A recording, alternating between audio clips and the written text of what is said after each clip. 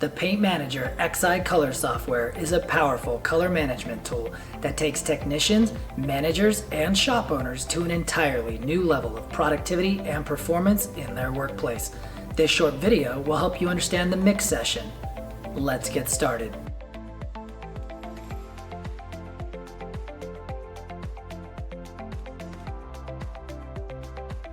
Not only can you select a color formula to mix, you can also access your favorites and set up an entire mix session for your job, including undercoats, primers, clear coats, and the color formula.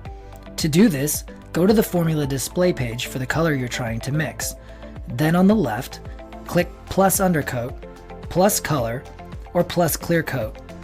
These will produce a drop-down menu that will show you any of the mix ratios that you favorited in the software.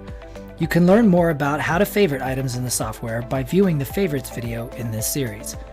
You can choose to mix the product once you're ready by clicking Mix Session at the top right of the window, and then Mix. Ensure that the proper scale is set as the default scale. Refer to the scale setup video in this series for more information about the scale connection and setup. Click Continue once you've confirmed the mix information. Your screen will now show you the formula information regarding your selection. At the top, you'll see the component step you're currently mixing, how much volume is remaining in your mix, and how much you've poured, along with other information related to the progress of your mix session.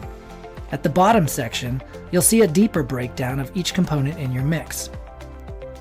As you pour, the progress bar will fill, and the software will alert you if you've underpoured or overpoured, and by how much in the accuracy column of the breakdown window.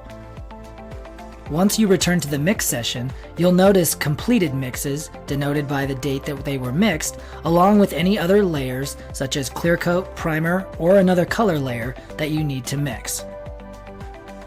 You've learned about creating a mix session in the software. Next, we will discuss another feature, creating jobs.